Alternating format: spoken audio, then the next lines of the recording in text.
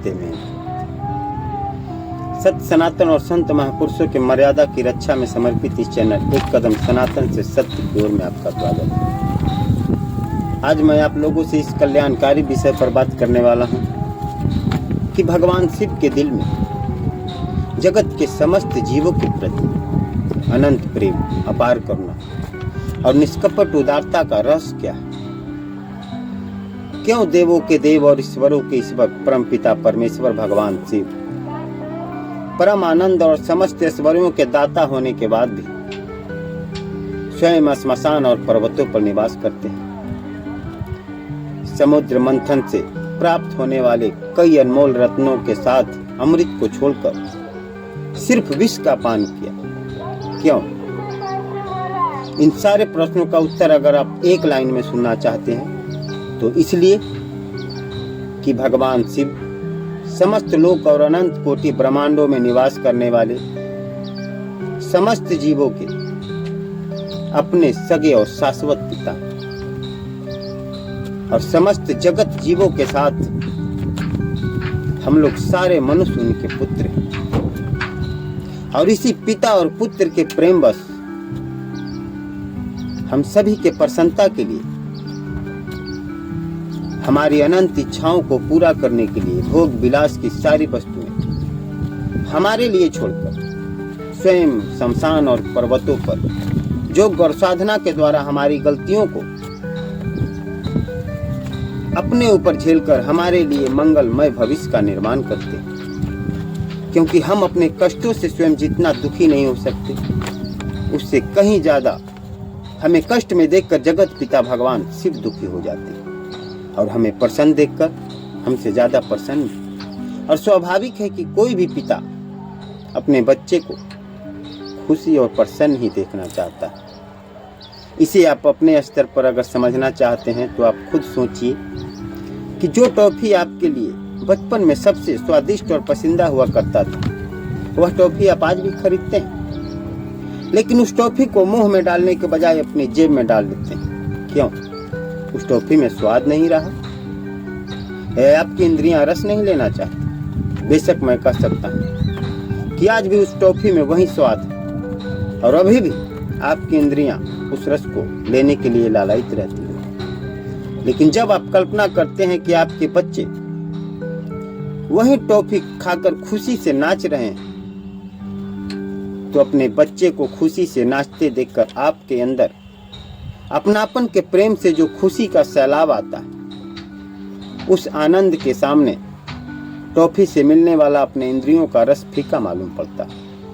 और फिर आप खुशी खुशी चॉकलेट को मुंह में डालने के बजाय अपनी जेब में डाल लेते हैं। और मैं यह भी कह सकता हूं कि शायद बचपन में जो आनंद कभी आपको टॉफी मुंह में डालने के बाद भी नहीं आया होगा, शायद उससे ज्यादा आनंद अब आपको चॉकलेट जेब में डाल लेने के बाद आता।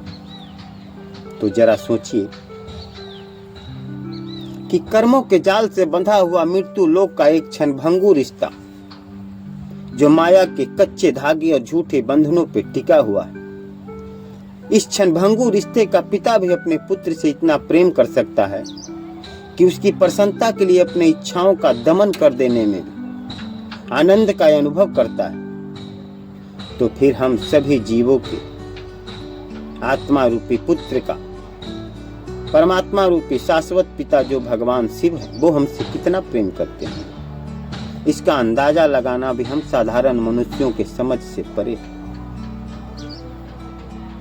भगवान शिव के दिल में हम समस्त जगत जीवों के लिए जो अथाह प्रेम और करुणा का सागर भरा हुआ है, उसका अंदाजा लगाने के लिए या उसे शब्दों में व्यक्त करने के लिए सिर्फ इतना ही कहा जा सकता है कि वो हम सभी को खुद से भी ज्यादा, अपने आप से भी ज्यादा प्रेम करते हैं। क्योंकि समुद्र मंथन से जब कालकोट नामक हलाहल विष प्रकट हुआ, तब उसके प्रभाव से सृष्टि के सारे जीव व्याकुल हो उठे। देवता, दानव, यक्ष, गंधर्व, पशु, पक्षी, मानव, यहाँ तक कि मृत्यु के देवता जमराज और बड़े बड़े विषैले नाग भी उसके प्रभाव से जलने लगे।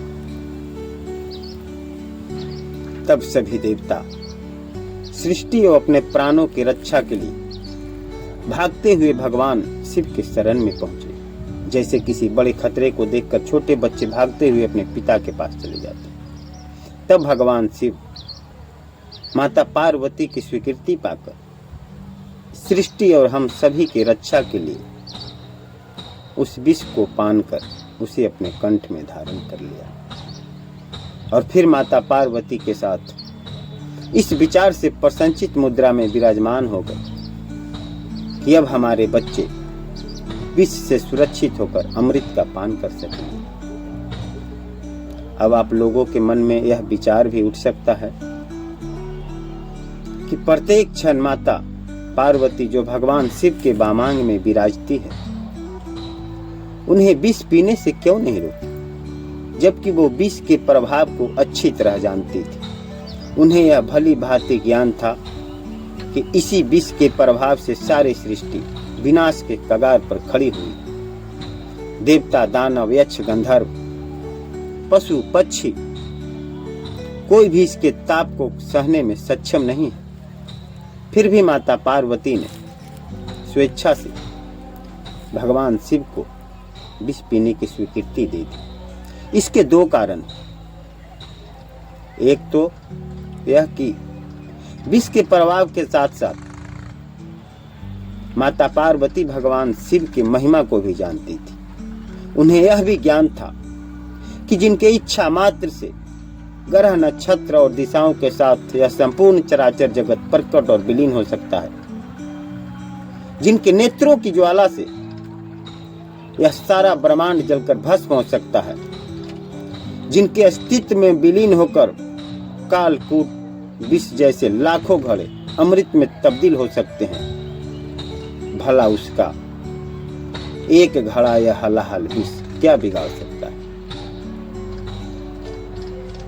और दूसरी बात यह कि एक माँ ही है जो अपने बच्चों के लिए अपने प्राणों से प्रिय अपने पति के प्राणों को संकट में डाल सकती है। और स्वाभाविक है कि जगत जननी जगदम्बा होने के कारण माता पार्वती हम सभी जगत जीवों को विष के ताप से व्याकुल नहीं देख सकती और भगवान शिव को सहज ही विष पीने की अनुमति दे दी। और भगवान शिव ने उस विष का पान कर लिया ताकि हम सभी जगत जीवों को उसके ताप से बचाया जा सके। अब मैं आप लोगों से यह कहना चाहता हूँ कि ऐसे माता पिता जो अपने हिस्से का अमृत हमें पिलाकर हमारे हिस्से का विष स्वयं पी ले, उसके प्रति भी तो हमारा कुछ फर्ज बनता है कि हम उन्हें सदा प्रसन्न रखने की कोशिश करें। हम जो कुछ भी करें उनकी प्रसन्नता का जरूर ख्याल रखें। और इतना तो हम सभी जानते हैं कि एक माता पिता के लिए सबसे बड़ी प्रसन्नता की बात क्या होती है। एक माता पिता के लिए सबसे बड़ी प्रसन्नता की बात यह होती है कि उसके सभी बच्चे आपस में मिलजुल कर एक दूसरे से प्रेम करें, सुख दुख में एक दूसरे के साथ खड़ा रहे, हर स्थिति में एक दूसरे का सहारा बने, ईर्ष्या द्वेष से ऊपर उठकर एक दूसरे का भला सोचे। इसीलिए 84 लाख योनियों में श्रेष्ठ हम सभी मानवों को चाहिए कि जाति, वर्ण, मजहब और संप्रदाय से ऊपर उठकर मानवता का परिचय देते हुए एक दूसरे के प्रति भाईचारे का व्यवहार करें और प्रकृति के साथ समस्त जगत जीवों को अपने परिवार का हिस्सा समझकर सभी से प्रेम करें। और फिर मेरे हिसाब से तो मानव और मानवता के सुंदर और सुनहरा भविष्य का यह मूल मंत्र भी और प्रत्येक धर्म को पूर्णता प्रदान कर परम धर्म में स्थित होने का पूर्ण साधन सत्यमेव